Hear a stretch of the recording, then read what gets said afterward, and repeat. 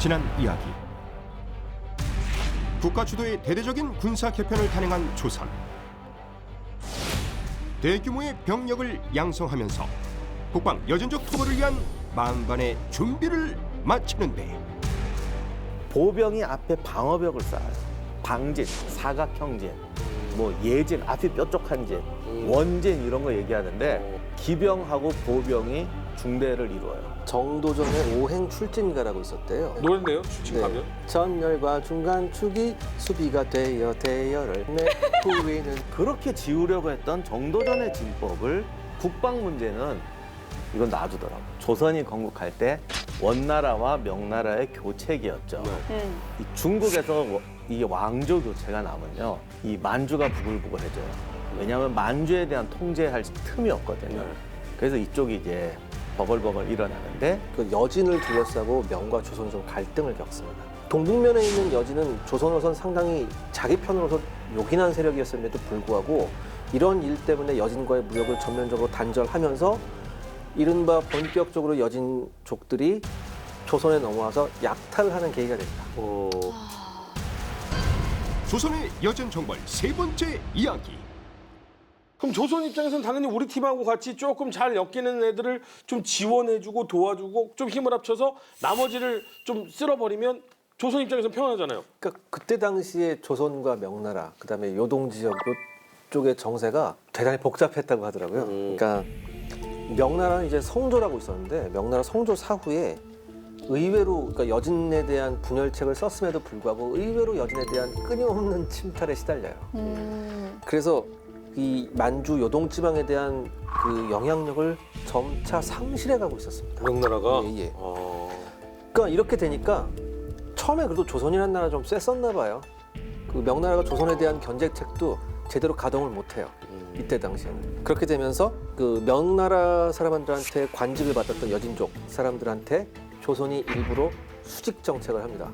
그러니까 명나라한테 관직을 받은 애한테 조선이 또 관직을 내려주는 이렇게 해요. 와, 이거 명 입장에서는 상당히 불쾌한 느낌이 들 것 같은데요? 그러니까 이게 이제 이거 약간 가운데서 나 이러면 좀 전쟁 그래요. 시작하는 거 아니야? 아니 그러니까 이게 좀 복잡하게 말하니까 근데 간단하게 말하면 여진족들도 명하고 조선 사이에서 이익을 보려고 그러고 조선도 어떻게든 고려 시대부터 이게 우리 편 여진족을 만들어 놨는데 어느 날 명나라가 내가 쟤한테도 관직을 주겠다 이러고 들어오는 거예요.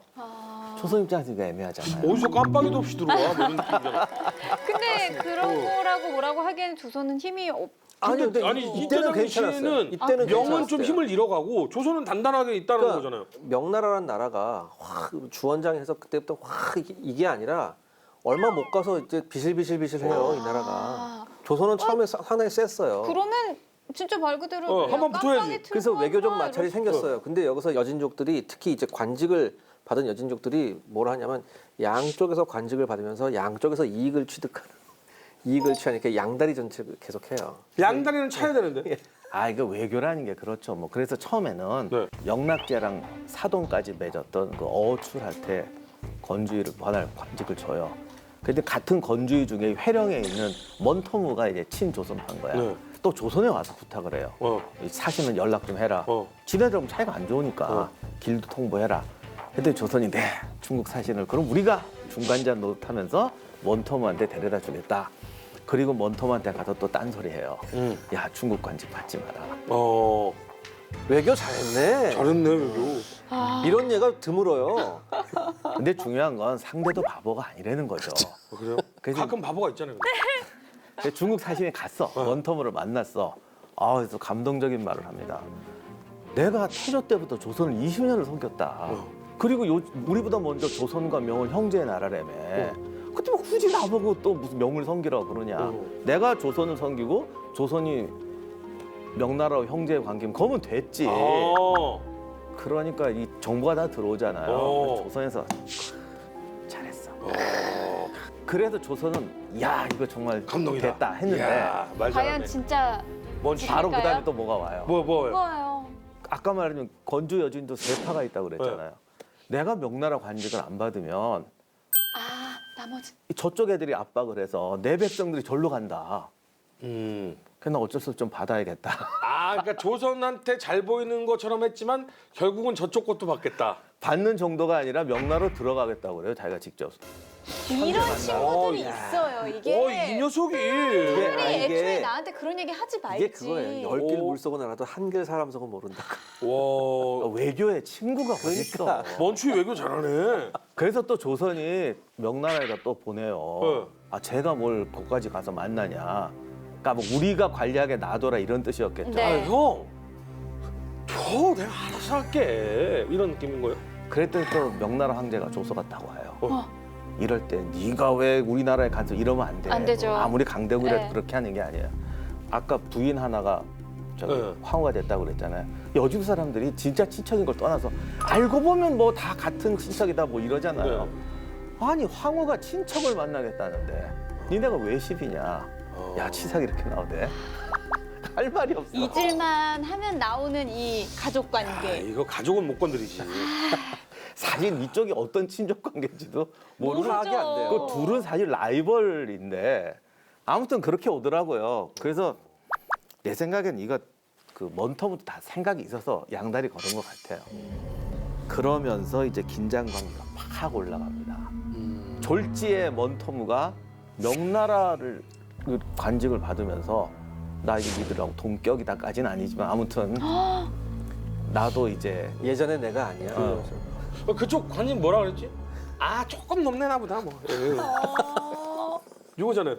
이러다가 붙는 거 아니에요? 그러면 이제 조선 입장에서는 이 자식이 이거 이런 지금 급이 아니었는데 올라왔네. 거기다가 아까 왜 관직을 주는 게 여진이 통합 못하게 한다고 했잖아요. 네. 그런데 요게 중간에 뭐가 있냐면 여러 위 중에 그 하나의 위도 사실은 여러 세력이 나뉘어져 있는데 관직을 주면 그들은 통합하는 효과가 있어요. 무슨 말인지 이해하시죠? 네. 우리가 다 따로 놀았는데 갑자기 허준 씨한테 관직을 줘서 우리들을 지휘하게 하는 그렇죠. 거야. 대신 옆 동네는 치지 네. 마라. 네. 그 정도는 줘야 또 그러니까 충성을 하지. 전라도지사, 경상도지사 이렇게 나눠 놓으니까 여기끼리는 뭉치게 되는 그렇죠. 거잖아요. 그래서 그쪽은 네가 먹어도 좋다. 어. 이렇게 되면서 건조 여진이 뭉쳐서 세져요. 그런데 먼터무가 있는 회령 경원 지방이 아까 옛날에 이성계 옆에서 뭐 했다 그랬잖아요. 네. 그게 원래 이성계 또 그게 터밭이거든요. 그렇죠. 원래 그때 섞여 살았거든. 그쪽에서 힘을 키운 거잖아요, 이성계가. 그렇죠. 네. 그런데 지금 이성계는 이씨 집안은 서울 조선으로 네. 들어왔고 그쪽에 여진족만 남았어. 네. 거기를 이제 다 우리 거 할래. 여진족은 이 입장이고. 어. 조선은 그게 무슨 소리야? 이거 원래 우리 땅이야. 어. 이러면서 이제 갈등이 터지는 거예요. 그래서 바로 거기서 이제 문제가 터져요. 그러면 이제 여기서 한판 붙나요? 이제? 예, 붙습니다. 사실 그 조선 북방에 거주하던 이 여진족은 아주 크게 봤을 때 4가지 부족이래요. 네. 알타리. 알타리요? 네. 아, 그쪽에서 무 나오나요? 저도 그 생각. 그 무야? 아, 그 굉장히 튼튼한가 봐요. 근데 이름들이 이뻐요 다. 네. 알타리, 네. 올량합, 올적합, 그다음에 토착 여진 이렇게 4개 부족이 있어요. 그러니까 1406년에 이 중에서 그렇게 세력이 크지도 않다는 올적합, 이 올적합의 김문내라는 추장 부족이 경원을 침공을 합니다. 예, 그래서 명이 싸우지 말라 그랬는데. 근데 전투 규모가 그렇게 크진 않았어요.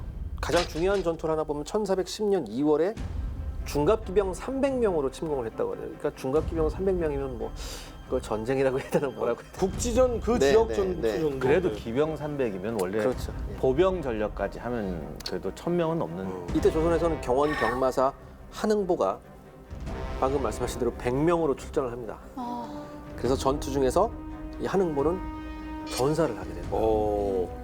조선군은 무려 15명의 전사를 하죠. 여기서. 그러니까 이 중기병 300명이라고 해도 어떤 성을 함락하거나 그 정도는 못하기 때문에 주변만 조금 그 공격을 하고 뭐 이렇게 목책 같은 거 불태우고 이렇게 하고 그냥 또 돌아가요. 그거 어떻게 보면 조선한테는 기회 아닐까요? 기회 딱 이때 본때를 보여주고 정리해야 되지 그러니까 않을까요? 일단 한 방 맞긴 했는데 그렇게 세게 맞은 건 아니니까. 그러면 요걸 빌미로 해서 이제 그러니까요. 밟으러 가야죠. 가나요? 아 근데 가나요? 병마사가 전사했기 때문에 이게 작은 건 아니에요. 네. 왜냐하면 도지사까지는 아니고 그 지역 수령보다는 훨씬 높은 어. 사람이 전사를 했거든요. 뭐 다른 나라 전쟁 뭐 병사 하나 죽였다고 전쟁 요즘도 그러잖아요. 네. 뭐 어디서 병사 둘 납치해서 죽였다 그랬더니 막 쳐들어가고 그렇죠, 그러는데 그렇죠. 원래 이 긴장 관계에서 이거는 큰 사건이죠. 그래서 조정 회의가 열려요. 네. 이 기회에 말씀하신 대로 치자. 쟤들이 더 뭉치기 전에. 그래서 태종의 신하 중에 이제 조용무 사극에 많이 나오는 양반이죠. 이에 공격해서 본때를 보이자. 아직 쟤들이 별거 없으니까 정의 1천만 보내면 선멸할 수 있다. 이런 주장이 있고 네. 항상 또 온건론이 있어요. 아, 그렇죠. 신중파가 있죠. 야, 그래도 한 번은 가서 말로 해보지. 뭐 이렇게. 아니 근데 지금은 되게 기회가 좋아요. 아, 이렇게 무서운 말씀을 하세요. 기회가 좋다고요? 아니 우리도 약간 아니, 생각하고 있었잖아요, 솔직히. 근데 여기서 먼저 이렇게 툭 하면 아니 근데 이길 줄 어떻게 알고? 아유 그동안 우리 못 믿어요? 뭘 못 믿어? 뭘 보고 믿어? 뭘 믿으라는 거야? 아니 이건 사실 이런 문제가 아니고 어. 요즘 왜 남의 나라 얘기라고 생각해서 전쟁이라는 건 전쟁이거든요. 우리 얘기라고 생각하지 말고 남의 나라에서 어떤 애들이 국경에서 뭘 쳤다. 네. 그럴 때 이제 막 야 저기 전쟁 나나 보다. 그럼 가서 그냥 쓸어버려. 야 그게 말이 되냐? 피는 피를 부른다. 평화롭게 해결해라. 우리 남 얘기할 때 이런 얘기 많이 하잖아요. 이게 똑같아요. 그래서 그러네요. 가서 쓸자라는 쪽과 분쟁은 분쟁을 부를 뿐이다. 박사님다운데요? 작은 도둑을 이긴다고 무슨 나라의 국력을 떨치느냐. 오히려 들어갔다가 걔 못 잡으면 더 망신이고 패전하면 이건 개망신이다. 그러니까 그냥 얼르자라는 이제 온건론으로 이제 대립을 합니다. 이거는 다른 게 아니라 국제 정치의 문제예요. 우리 지금 남의 나라 전쟁 나면 우리 다 뭐라 그러겠어요? 전쟁하지 마 그래요. 저것도 또 싸우네. 네, 그러죠. 그러면 안 되지. 근데 이제 우리가 당했을 때 얘가 좀 다르지. 그래서 이렇게 되는데 태종이 말도 안 돼. 이럴 때 가만히 있으면 앞으로 더 쳐들어. 이거 보면 간 보는 건데 이거 계속 치면 우리가 또 계속 당할 거야. 밀어야 돼. 나가. 이래서 이제 전투 준비를 해요. 그런데 아까 말했던 먼토무가 갑자기 편지가 와요. 우리도 도와주겠다. 걔네들은 우리의 왼수다. 니들이 싸울 때 우리가 도와주겠다라고 얘기를 합니다. 그 지역 통합하기에는 이만한 기회가 없으니까. 그러면은 약간 결론이 결국에는 뭔가 일어날 것 같은데요? 아 근데 원통 아니 믿으면 안 이게 되는데. 애매한 게 같이 싸웠다가 네. 남 주는 수도 있으니까. 그러니까요. 그러니까 원통 믿으면 안 돼. 이거 아까 명나라한테 하는 거 보니까 못 쓰겠어요. 아 예리하세요. 똑같은 상황이 이제 맞네요. 벌어져요. 어, 그래서 또 회가 다시 열려요. 다시 열려요. 야, 그놈의 회의만 주구장창하네 진짜. 모여봐. 아까 공격을 주장했던 조용무는 원래 군인 출신이잖아요. 네. 이건 정보가 센 거다. 아, 셌잖아요 지금. 그렇죠, 그렇죠. 물론 표면상으로는 먼터무의 적이에요. 김문래는. 그래서 어쨌든 얘한테 들어갔으면 쟤한테도 들어갔어. 그렇지. 공격 연기. 어. 포기한 척 하다가 4월 달에 그냥 기습으로 칩시다. 이게 그랬더니 또 예전에 반대했던 분들이 이미 저질러진 거 이제 와서 어떻게 들리냐. 아 뭐 반대를 위한 반대야 뭐야. 그래서 기왕에 시작한 거. 걔들 왜냐면 또 이제 중요한 게 정보가 셌으면 숨었을 거 아니에요. 걔들이. 그렇죠. 그럼 마을이라도 불태우고 보자. 요즘 전쟁, 국제정세 내용하거든요. 그래서 마을이라도 불태우고 보자. 그래서 어떻게 될게요? 결국은 하는 걸로 결정이 나요. 아니 난 불안한데. 아니 그러면 기다렸다가 가지 말고 지금 가자고요? 그러니까 시작한 거 뭐 나 어떡하겠냐. 불안해. 그래서 어떻게 됩니까 그래서? 그래서 이제 3월 달에 쳐들어갑니다. 네. 갔더니 근데 이때만 이제 현지 사령관한테 재량권을 많이 줬는데 이게 이제 또 이제부터 기록이 좀 애매한 게 조선군이 한 1,100명 갔어요. 그러니까 이게 큰 전투는 아니죠. 물론 그때 1,000명이면 지금 되죠. 1개 연대는 넘는 군대라고 봐야 되니까 전쟁은 전쟁인데. 전면적 토벌전까지는 아니라도 그렇죠. 그 정도면 전쟁이 분명히 됩니다. 근데 이 사건 중 중간에 애매한데 네. 여러 가지 얘기를 짜맞춰 보면은 먼터무가 하여간 군대를 보내기로 했어요. 어. 우리가 도와주겠다. 네. 말이 서로 엇갈리는데 만나기로 한데 갔더니 조선군은 저기 먼터무가 안 왔더래요. 네. 그래서 이놈이 이럴 줄 알았다. 그리고 조선군이 가는데 올적합 애들이 기습을 매복 공격. 기습을 당했는데 예상하고 가니까 대응을 해서 거꾸로 들어온 추장 4명을 다 죽이고 조선군이 승전을 하고 돌아옵니다. 하면 된다니까.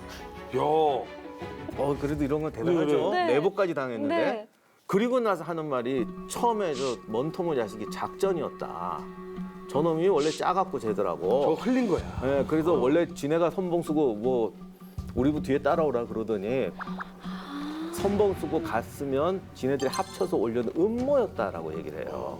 근데 걔들이 안 왔잖아요. 네. 근데 먼토무는 뭐라고 말하냐면 원래 우리가 도와주려고 그랬는데 얘가 갑자기 이쪽 저쪽 표 안 가리고 조선군이 쓸어서 내 부하도 죽고 친척도 죽고 그래서 우리가 합세를 못한 거다. 너 왜 우리까지 치냐? 얘는 또 이렇게 말을 해요. 아, 뭔통 마음에 안 들어? 아, 뭔통 마음에 안 들어? 그래서요? 근데 어쨌든 일단 승전을 하고 돌아왔으니까. 근데 괜히 그거를 빌미로 또 하여간 이거는 피차간에 음모가 있기 때문에 알 수가 없고 이게 지금 냉혹한 국제 전쟁이라고요. 그래서 아무튼 이 건수를 잡아서 먼토모가 조선하고 결별을 해요. 차라리 잘 됐어요. 잘 됐어. 건덕지 잡으려고 괜히 그 걔하고 오래 있었다가 좋을 걸 못 봐요. 맞아요. 그래서 조선을 공격해요, 얘가. 어쭈? 여기서 또 경원 병마사가 매복에 걸려서 지금 그 드라마에 많이 나오는 아오지. 아우지. 탄광 있는데 거기. 아오지에서 매복에 걸려가지고 병마사 곽승우가 패전을 합니다. 완전 포위됐을 때요.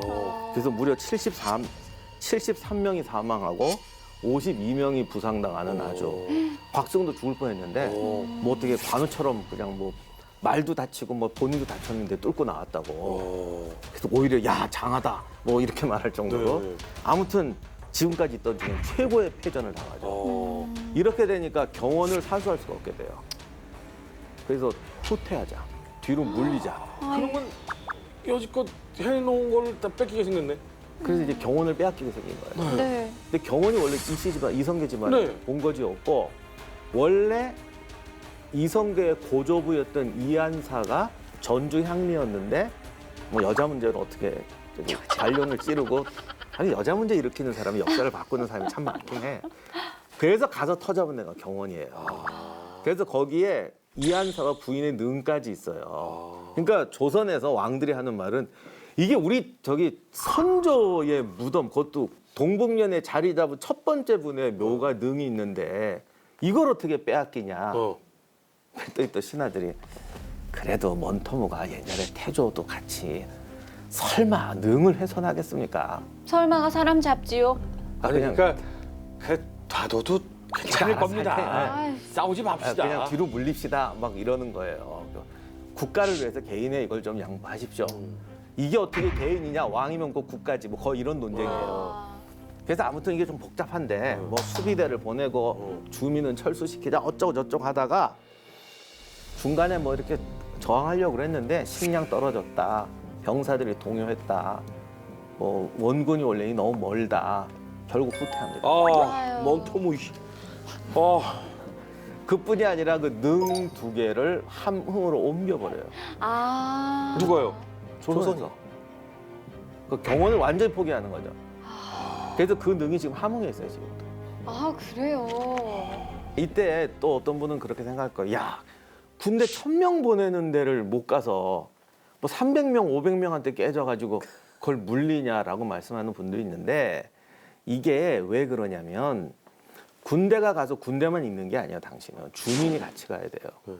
주민이 같이 가서 거기를 살려면 원래 그 근거지가 아오지였어요. 거기 지금 위성 지도를 보면 아오지가 두만강 흐르고 그 밑에 이렇게 산이 이렇게 쭉 있어요. 그리고 산을 딱 가운데를 똑 지나서 항아리처럼 된 데가 아오지예요.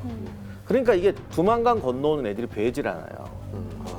그리고 그 속에 군대를 주둔시키려면 주민이 같이 가야 되는데 아직 주민은 부족하고 그렇다고 대병력을 보대 주둔시키자니 유지비가 많이 들고 그쪽에 군벌을 키우자니 거기가 이성계가 했다고 내려온 쿠데타가 나왔는데. 거기를 어떻게 내 조상에 따는 건 옛날 얘기고 무섭잖아요. 근데 거기에 주민을 같이 보내는 이유는 병참 문제 해결 때문이었네요. 그렇죠. 병참 문제. 순수하게 군대를 둘 수가 없으니까. 그리고 군대만 주둔하면 자기 땅이 안 돼. 오히려 적한테 더 공격할 수 있는 빌미를 줘요. 자기 나라 땅이 되려면 무조건 주민에 가서 농사 짓고 살아야 돼요. 우리 왜 중동전 할 때 이스라엘 농부들이 폭격 속에 트랙터 몰고 나갔다고. 한방 저기 밀려나면은 요만큼 다 밭 갈고. 그러니까 그게 땅을 가지려면 갈아야 돼. 네. 칼만 휘둘러 갖고는 안 돼요. 아 근데 이렇게 되면은 조선이 아하 우리가 생각하는 방향으로 가고 있지 않아요.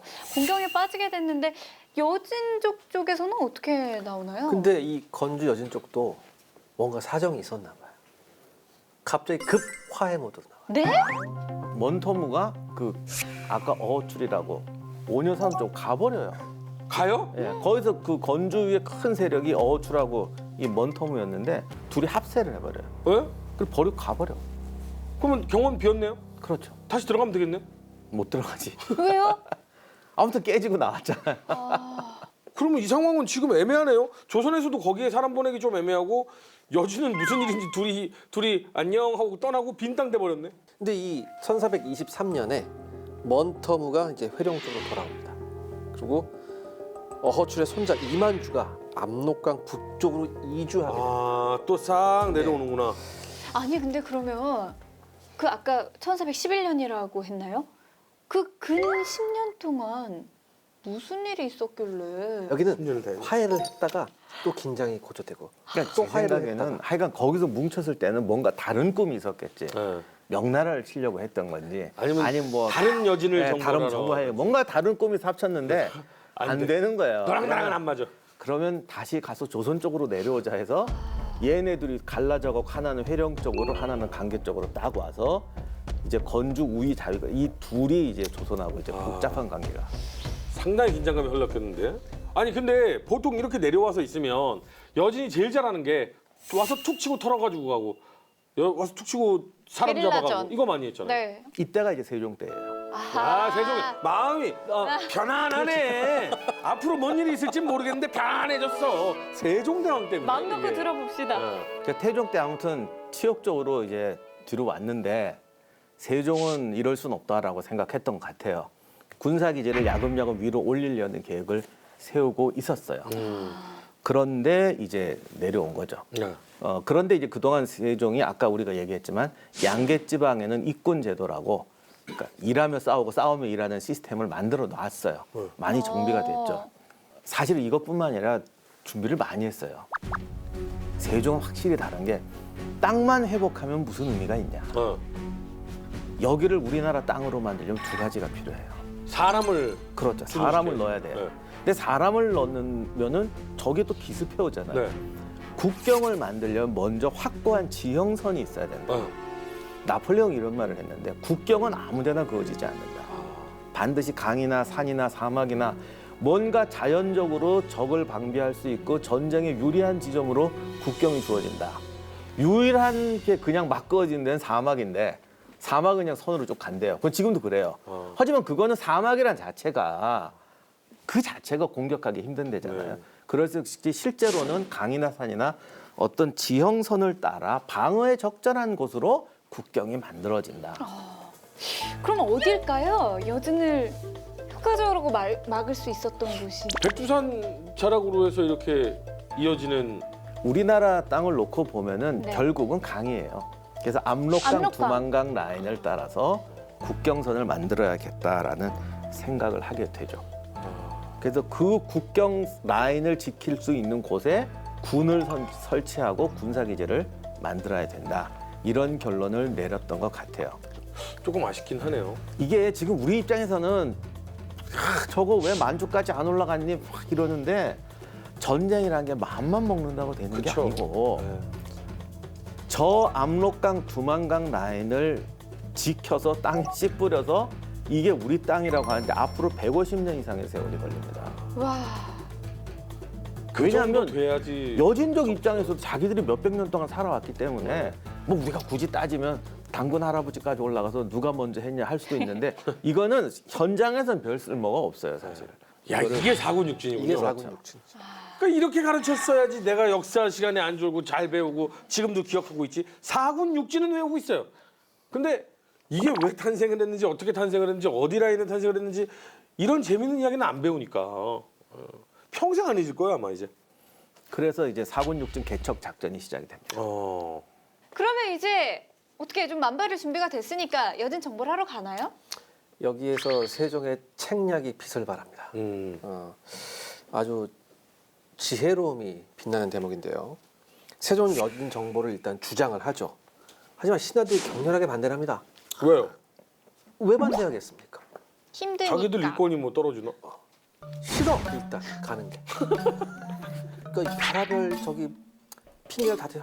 저기 가면 춥고 토벌도 어렵고 토벌하러 가는데 얘네는 없고 뒤돌아오면 뒤통수 치고 그런 애들이다. 가기 힘들다. 가기 싫어요. 이렇게 얘기를 하는데 심지어 우리가 알고 있는 명재상 황희까지 반대를 황희정승. 합니다. 그래서 세종이 그러면 재상께서 직접 한번 갔다 와 보십시오. 그러면 아실 겁니다. 갔다 오셨는데도 반대하십니다. 왜요?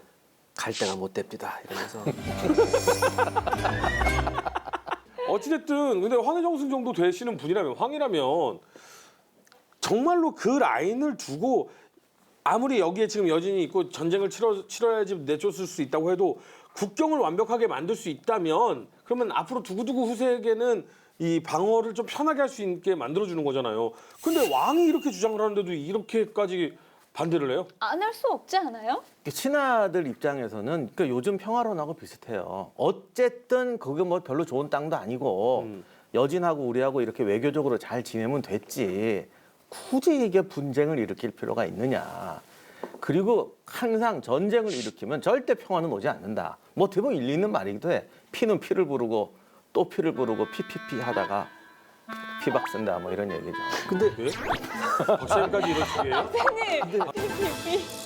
근데 사실 그때 여진 사회도 그렇게 좋은 사정이 아니었어요. 사실 실제로. 왜냐하면은 점차 이 여진 사회가 농경 사회가 돼가는 거예요. 얘네들도 농경 사회가 돼가면서, 그러니까 농경 사회가 돼가면은 우리가 필연적으로 나오는 어떻게 보면 부작용이랄까 이게 있지 않습니까? 뭐냐면 빈부의 격차가 벌어지기 시작하면서 계급 사회가 형성이 돼버려요. 아, 여기서 원래는 이제 예. 그 추장과 이렇게 그렇죠. 마을 주민들 그러니까 예전에는 말 몇 마리 더 갖고 있고 양 몇 마리 있으면은 이거라고 했는데 이제는 토지 소유가 계급의 유무가 돼버려요. 아, 여진도 이제 정착민들이 돼가기 시작하는 거구나. 그다음에 우리 계속 말했지만 조선도 지금까지 가만히 안 있었잖아요. 네. 계속해서 여진을 토벌하고 막 이런 과정에서 여진이 우리가 생각하는 것 이상으로 경제적 상황이 안 좋아집니다. 아, 전쟁을 하니까. 예. 어. 그러니까 이때부터 뭐 향화 여진이라고 해서 조선으로 완전 귀화해버리는 여진이 증가하게 돼요. 아,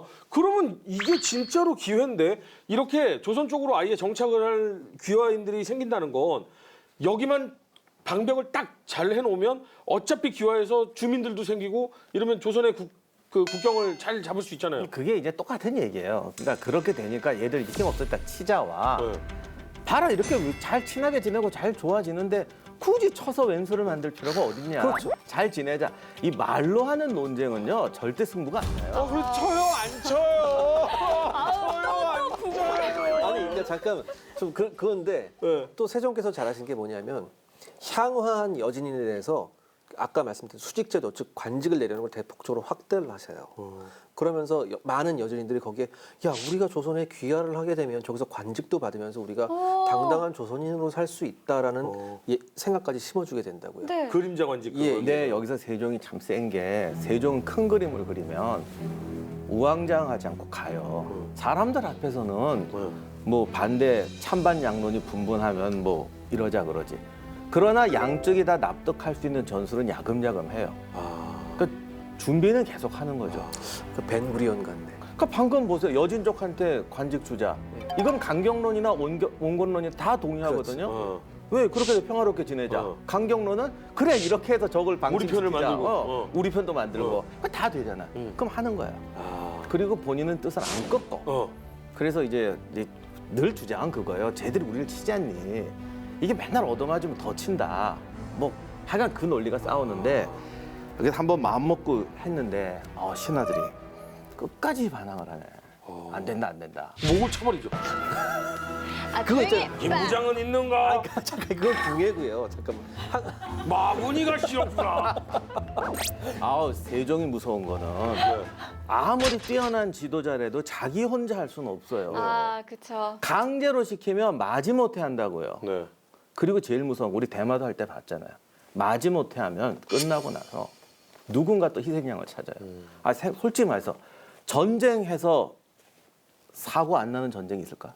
사고 연속 사고 다 그럼 받죠.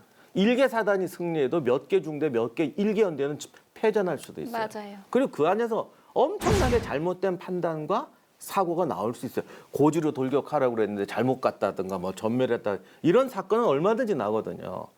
그럼 나중에 어떡하냐면 다 거기다 몰아친다고. 나는 안 했어. 이거 왜 안 했어? 아, 쟤 때문이야. 이렇게 다 빠져요.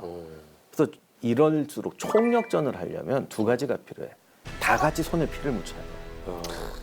그리고 형식적인 동의가 아니라 자기 자리에서 자기 가진 능력을 다 발휘해야 돼요. 그러니까 너희들 안 하면 죽어. 이거 소용없어요. 그건 패전의 지름길이에요. 세종이 이게 무서워. 그래서 모두가 자발적으로 동의하도록 만들어야 돼요. 어떻게 만들어요? 그러니까 세종이 참 한 게 평소에는 되게 원론대로 가는데 네. 이 전쟁에선 역시 전쟁의 논리로 가더라고요. 갑자기 퇴직관원들 과거에 저 여진족 지역에 가서 뭐 수령이랑 한 애들 다 모아 그래요. 이게 왜 그런지 아세요? 왜요? 현직 다시- 관리들은 다 반대한대요. 네. 그러니까 다시금 그들에게 퇴직 관리들 불러놓고 너희는 어떻게 하려고? 저 보내주시면 제가 할 수 있습니다. 이렇게 되지. 밥그릇이 떨어지니까. 아, 우리 퇴직 관리들도 예전에 참 현명한 분들이 많았어. 다들 모여서 그리고 한번 퇴직 얘기합시다. 관리가 정년 퇴직이 아니에요. 네. 조선의 관료는 한 번 했다가 쉬고 이렇게 돌아가면서 하거든요. 그럼 현직의 애들 다 못한다 그럴 때 뭐라고 그러겠어? 근데 만약에 그랬을 때 실패할 경우 이 퇴직 관료들과 현직이 분란이 일어나는 거 아닐까요? 그러니까 세종이 그러니까 미묘하게 그거를 이용한 그러니까 거지. 지금부터 세종이 바로 그런 정도 수준은 넘어가죠. 네. 그래서 일부러 이런 거 세조실에 거의 없는데 모으기 전에 비서실장 같은 부르더니 네가 좀 사전에 공작 좀 해라. 오, 그러니까 흘리라 이거예요. 세종이 이렇게 지금 그런 거 하신단다 하더라고요. 이렇게. 예. 그래서 불러다 놓으니까 어쨌든 했을 거 아니에요. 여기서 개들을 뽑았으면 큰 소리 치면 실속 없는 애 뽑기 쉽잖아요. 네. 얘들 이쪽에 압력 수단을 써. 개들이 막 했을 거 아니야. 저를 보내주시면 막 긴장할 거 아니에요. 이쪽 안 뽑아요. 다시 모아놓고 자 어떡할래? 아 제가 할 수 있습니까? 갑자기 그 모임에서 퇴직 관리들이 뭐 했는지 별로 기록이 없는데 갑자기 어느 날 실록길이 확 바뀌어. 모여갖고 이건 이렇게 해야 됩니다. 아 정벌 하려면 이런 게 좋겠습니다. 정벌론으로. 네, 싹 바뀌더라고. 어진 임금이셨네요. 아니 근데 아니 이거 사실 요즘에 이 역사를 기반으로 한 영화들이 상당히 많이 나오고 있거든요. 그리고 굉장히 재밌게 보고 있는데 이 부분을 영화로 만들면 뭐 4군 6진에 관련된 이런 부분을 만들면 굉장히 재밌을 것 같아요. 과연 그 안에서 무슨 일이 있었을까요? 해가 싹 바뀌어. 네. 갑자기 열심히 일해요. 아 이거 저는 성 쌓는 게 특기인데 이거 이래야 됩니다. 이거 뭐 이래야 됩니다. 갑자기 막 나서더라고. 그래서 그런지 그 세종이 자기 라인을 해가지고 이제 전문가를 키워요. 뭐 축성술, 전투 뭐 이런 걸 전문가를 막 키워서 자기 라인을 또 만들어요. 뭐 국경 지방에서 이제 분쟁이 딱 조그만 분쟁이 일어났어요. 그러면 지방군으로 충분히 해결할 수 있는데 일부러 중앙군을 파견을 해요. 그래서 중앙군으로 다 이제 토벌을 하고 안정시킨 다음에 얘네들을 이제 나중에 계속해서 키웁니다. 나중에 결정적인 순간에서 써먹으려고. 그래서 자기 라인들을 하나씩 차곡차곡 키워요. 실전을 네. 연습을 계속 시키는 거군요. 그러니까 이게 중요한 거예요. 아까도 말했지만 실전 경험이 없는 군대는 이게 썩어빠진 그쵸, 군대거든요. 그쵸. 이게. 근데 계속해서 실전 경험을 부여해주면서 그 실전 경험 있는 애들 자기 직속 라인으로 계속 끌어들입니다. 그래서 결정적인 상황에 써먹죠. 그리고 이게 더 중요한 게 세종 때는 아무튼 교묘하게 전문가 라인을 만들어요. 그래서 이건 제 영역이야, 이건 제 영역이야 이렇게 만들어 놓으니까 과도하게 저쪽에 가서 공격을 못 해요. 특히 전쟁은 그렇잖아요. 그래서 대마도 가서 잘 싸웠던 이순몽, 뭐 김효성 이런 애들 계속 전방에 보내. 아, 왜 보냅니까? 아 그래도 쟤들이 가야지 이러면서 가서 시찰이라도 하게 오게 하고. 그러니까 이런 식으로 줘서 자꾸 이건 저쪽 전문 영역이니까 너희들 건드리지 마라. 이런 식의 라인을 만들어줘서 그러니까 원래 리더가 제일 중요한 게 책임 한계 정해주는 거거든요. 그래서 그 영역 안에서 본인들은 열심히 일하게 하고 다른 쪽은 견제하거나 도와줘야지 이거 이렇게 사사콜콜 들어오면 나라 안 돼요. 역시 세종이 편하네. 아니 왜냐면 사실 조선시대가 가장 고구마인 이유가 여기에서 자꾸 아유 이거는 불가합니다. 이거는 어쩝니다. 사실 전문가 영역이 아닌 다른 부분에서도 계속 딴지를 거는 건데 세종께서는 이 영역을 라인을 만드셨다는 거죠. 대마도 정벌하고 그 사건 나오고 나서 거의 10몇 년을 공작을 한 거예요. 야 그러니까 세종이 스케일이 커. 그러니까 광화문 광장에 딱 앉아 계신 거예요. 그러니까 믿을 분은 세종밖에 없다. 자 이제 마음이 편안해지기 시작했습니다. 예, 세종께서 온갖 작전을 다 지금 준비를 하셨는데 지금 여기에서 가장 중심이 됐던 것이 경원지방 이성계의 그 삶의 터전이었고 힘을 키우는 원천이었던 경원지방을 뺏겼다가 비워놨는데 들어갈까 말까 고민하다가 결국 안 들어갔는데 다시 내려오면서 긴장감 고조되고 이거 어떻게든 쳐야겠다라는 세종의 계략이 이제 막바지에 다다라서 치러 가면 됩니다. 어떻게 전쟁이 일어납니까? 이럴 때 항상 필요한 게 적이 쳐줘야 돼요. 구실. 건수가 빌미. 있어야 돼요. 그래서 여진족도 안타까운 게 이쪽도 통제가 안 되는 집단이거든요. 그래서 사실은 경원 쪽이 아니라 네. 엉뚱하게 비교적 조용했던 강계 쪽에 1432년에 이만주의 세력이 와서 갑자기 여기를 공격을 해요. 이러면서 이제 전쟁이 시작이 됩니다. 드디어 기다리고 기다렸던 여진 1차 정벌이 시작이 됩니다. 하지만 바로 시작하고 싶으세요? 바로 가야죠. 왜요? 뭐예요? 안 가요? 와, 이제 가야 되는데 편안해질 준비가 다 돼 그래서 있는데. 계속 네. 가나 안 가나 가나 그죠? 안 가나 그 전에 이세환 타임 무기고 먼저 만나고 오시죠.